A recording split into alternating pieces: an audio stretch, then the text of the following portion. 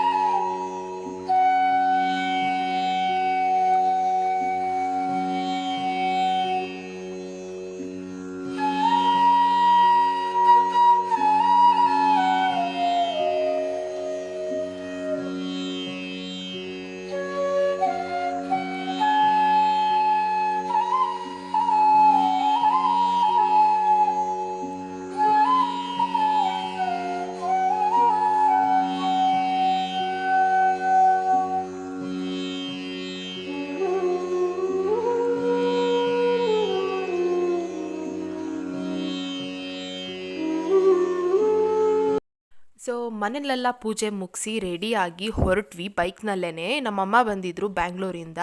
So ಹೇಗಿದ್ರು first ಮುಡಿ ಶಾಸ್ತ್ರ ಅಲ್ವಾ. ಸೊ ಅವರು ಕೂಡ ಬಂದಿದ್ದರು. ಅವ್ರು ಬಂದಿದ್ದರಿಂದನೇ ಈಸಿ ಆಯಿತು ಬೈಕಲ್ಲಿ ಹೋಗೋದಕ್ಕೆ. ಯಾಕೆಂದರೆ ಪಾಪು ಎತ್ಕೊಂಡು ಟ್ರಿಪ್ಸ್ ಹೋಗೋಕ್ಕಾಗ್ತಿರ್ಲಿಲ್ಲ. ಸೊ ನನ್ನ ಬೈಕಲ್ಲಿ ನಾನು, ನಮ್ಮಮ್ಮ, ನಮ್ಮ ಪಾಪು ಹೋದ್ವಿ. ಆ್ಯಂಡ್ ನಮ್ಮ ಯಜಮಾನ್ರು ಬೈಕಲ್ಲಿ ಅವರು ಮತ್ತು ಅವರಮ್ಮ ಅಂದರೆ ನಮ್ಮತ್ತೆ ಇಬ್ಬರು ಅವ್ರ ಗಾಡೀಲಿ ಬಂದರು. ಸೊ ನಾವು 3 ಜನ ನಮ್ಮ ಗಾಡೀಲಿ. ಸೊ ಬೈಕಲ್ಲೇ ಹೋದ್ವಿ, ನಿಯರ್ ಬೈ ಇದೆಯಲ್ಲ. ಸೊ ಹಾಗಾಗಿ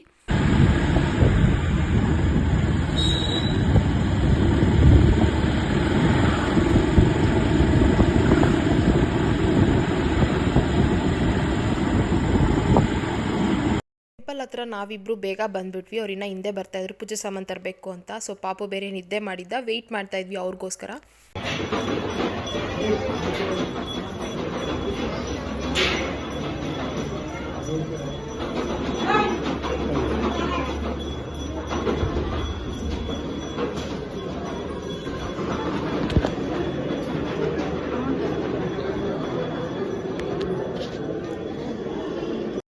ದೇವಸ್ಥಾನದ ಒಳಗಡೆ ಬಂದು ಮುಡಿದು ಟಿಕೆಟ್ ತೊಗೋಬೇಕಿತ್ತು.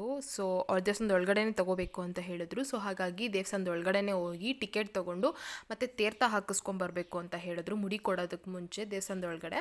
ಸೊ ಹಾಗಾಗಿ ಟಿಕೆಟ್ ತೊಗೊಂಡು ತೀರ್ಥ ಹಾಕಿಸ್ಕೊಂಬರೋಣ ಅಂತ ಹೋದ್ವಿ. ಅವತ್ತೇನು ರಶ್ ಏನು ಇರಲಿಲ್ಲ, ನಾರ್ಮಲ್ ಆಗಿತ್ತು. ಸೊ ನಮಗೇನು ಕಷ್ಟ ಆಗಲಿಲ್ಲ, ತುಂಬ ಬೇಗನೆ ಮುಗೀತು ಎಲ್ಲ.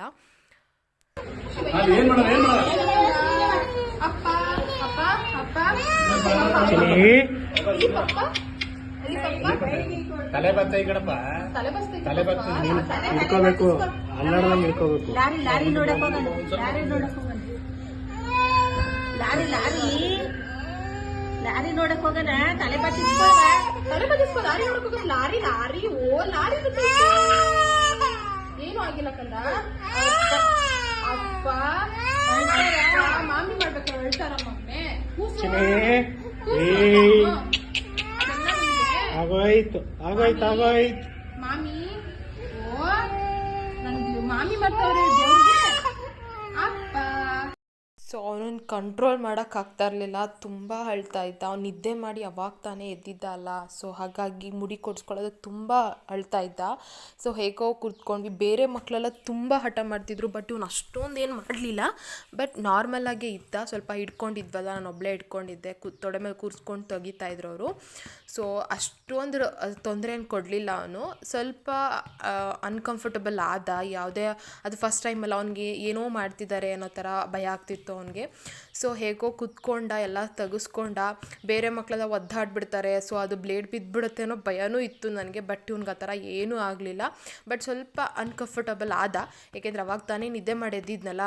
ಸೊ ಹಾಗಾಗಿ ಅವನಿಗೆ ಭಯ ಇತ್ತು. ಸೊ ನಾನು ಹೇಗೋ ಇಟ್ಕೊಂಡು ಅದು ಇದು ಮಾತಾಡಿಸ್ಕೊಂಡು ಅವ್ನಿಗೆ ಅದನ್ನು ಹೇಳ್ತಾ ಮಾತಾಡಿಸ್ತಾ ಅವ್ನಿಗೆ ಹೇಗೋ ಬೇಗ ಮುಡಿನೂ ಮುಗೀತು. ಆಮೇಲೆ ಅವ್ನಿಗೆ ಅಲ್ಲೇ ಸ್ನಾನ ಮಾಡಿಸಿದ್ವಿ. ಮನೆಯಿಂದ ಬಿಸಿನೀರು ತೊಗೊಂಡೋಗಿದ್ವಿ. ಅಲ್ಲಿ ಬಿಸಿನೀರು ಸಿಗಲ್ಲ ಅಂತ ಗೊತ್ತಿತ್ತಲ್ಲ, ಸೊ ಫ್ಲಾಸ್ಕಲ್ಲೇ ಸ್ವಲ್ಪ ಬಿಸಿನೀರು, ಸ್ವಲ್ಪ ಕೂದಲು ಹೋಗೋ ಥರ ಬಿದ್ದಿರುತ್ತಲ್ಲ, ಸೊ ಅದೆಲ್ಲ ಹೋಗೋ ಥರ ತೊಳೆಯೋಣ ಅಂದ್ಬಿಟ್ಟು ಅವ್ನಿಗೆ ಸ್ನಾನ ಮಾಡಿಸಿ ಬಟ್ಟೆ ಹಾಕಿ ರೆಡಿ ಮಾಡ್ತಾಯಿದ್ದೆ ಅವನನ್ನು. ಎಲ್ಲಿಗೆ ಹೋಗಿದ್ದು ಮಗನೇ ನೀನು? ನೆನ್ನೆ ಒಂಥರ ಇದ್ದು ಇವತ್ತು ಅಲ್ಲ ಮಗನೆ, ನೆನ್ನೆ ಹುಡುಗಿ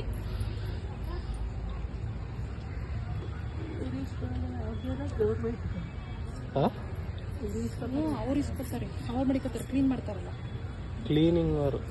ಮಾಮೂಲಿ ಸಂಬಳ ಕೊಡ್ತಾರೆ.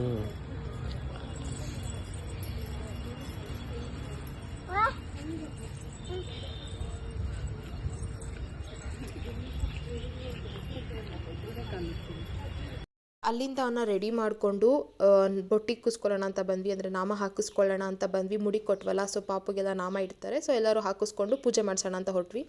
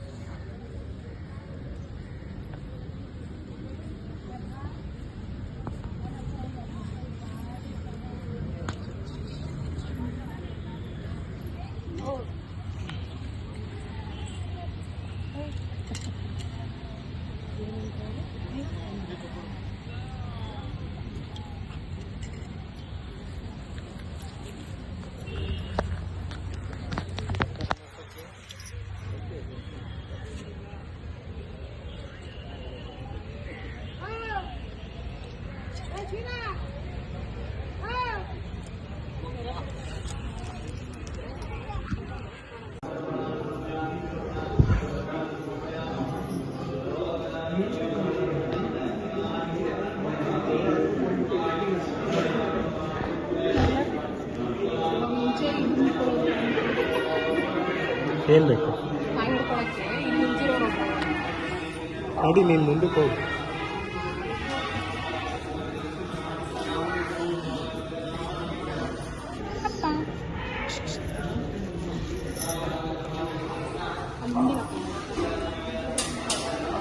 ಪೂಜೆ ಮಾಡಾದ್ಮೇಲೆ ಹಾಕ್ಸರ್ ಕೂದಲಿಲ್ಲ ಅಲ್ಲಿ ಅವ್ರ ಹತ್ರ.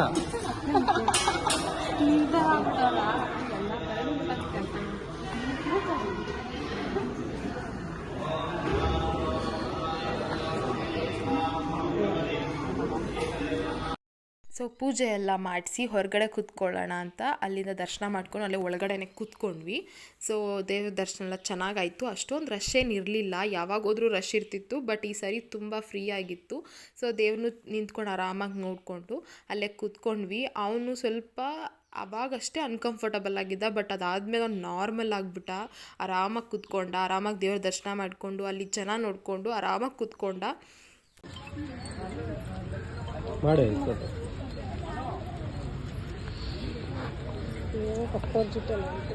ಚಿನ್ನಿ ಹಂಗೆಲ್ಲ ಮಾಡಬಾರ್ದು, ಮಕ್ಳಿಗೆ ಎರಡು ಪಾಪು ಮಾಡ್ತಾರ ಹಂಗೆ. ಪಾಪು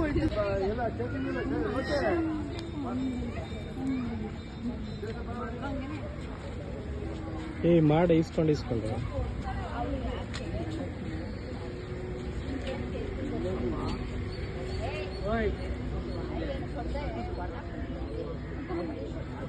ಕಿಡಿ ಬೀಳ್ತದೆ ಸೀರೆಗೆ.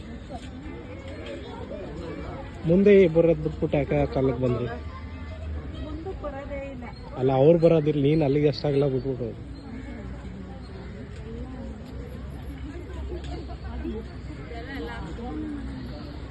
ಇಟ್ಕೊ ಮಾಡು ಒಟ್ಟಿಗೆ.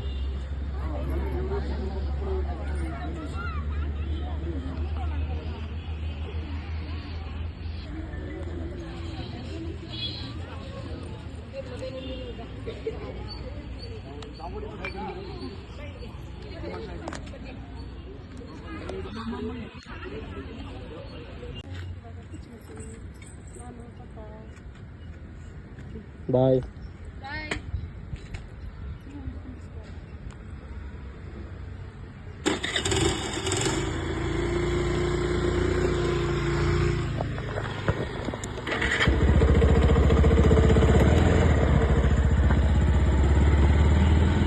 ಸೊ ಅಲ್ಲಿಂದ ಪೂಜೆ ಎಲ್ಲ ಮುಗಿಸ್ಕೊಂಡು ಮನೆಗೆ ಬಂದು ರೆಸ್ಟ್ ಮಾಡ್ತಾ ಇದ್ವಿ. ಸೊ ಅವನ್ನ ಮಲಗಿಸಿದ್ದೆ, ಸಂಜೆ ಆಗಿತ್ತು. ಸೊ ಇಲ್ಲಿಗೆ ಈ ವ್ಲಾಗ್ನ ಎಂಡ್ ಮಾಡ್ತಾ ಇದ್ದೀನಿ. ಐ ಹೋಪ್ ಈ ವ್ಲಾಗ್ ಎಲ್ರಿಗೂ ಇಷ್ಟ ಆಗಿರುತ್ತೆ ಅಂತ ಅನ್ಕೋತೀನಿ. ಇಷ್ಟ ಆಗಿದ್ರೆ ಪ್ಲೀಸ್ ಲೈಕ್, ಶೇರ್, ಕಮೆಂಟ್ ಮಾಡಿ ಆ್ಯಂಡ್ ನನ್ನ ಚಾನಲ್ನ ಸಪೋರ್ಟ್ ಮಾಡಿ, ಸಬ್ಸ್ಕ್ರೈಬ್ ಮಾಡ್ಕೊಂಡು ನೋಡ್ಕೊಳ್ಳಿ. ಹೀಗೆ ಹೊಸ ಹೊಸ ವೀಡಿಯೋಸ್ನ ಅಪ್ಲೋಡ್ ಮಾಡ್ತಾ ಇರ್ತೀನಿ. ಆ್ಯಂಡ್ ಯಾರೆಲ್ಲ ನನ್ನ ಚಾನಲ್ನ ನೋಡ್ತಿದ್ದೀರೋ ಎಲ್ರಿಗೂ ತುಂಬ ಥ್ಯಾಂಕ್ಸ್.